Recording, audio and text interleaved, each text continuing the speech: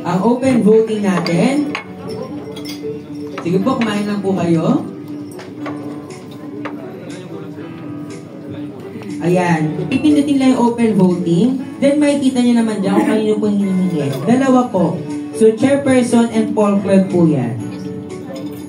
Nakalagay dyan, not authenticated. PIN ni chairperson.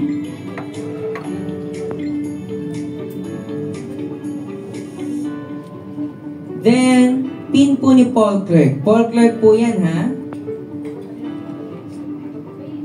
Kasi po, at least majority po ninyo ang perform ng open voting.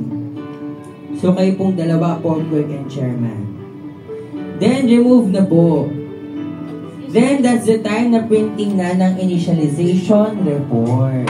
So, katulad pa rin po ng dati. Meron pa rin tayong initialization report.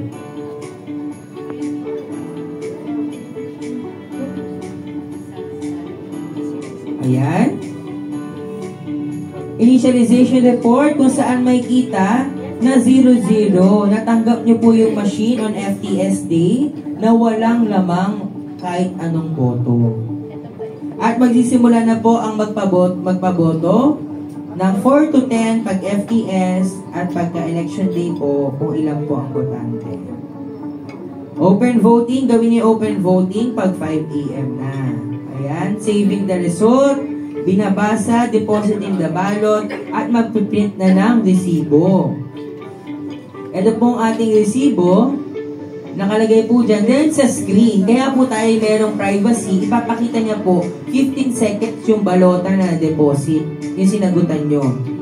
Pwede niya makita. At sa likod naman, dahil party list po yan, 5 seconds lang. So, makikita po kung same ba yung binasa ni machine sa ifinid ni botante. At ilalagay ang resibo sa gilid. Ganun po ang ating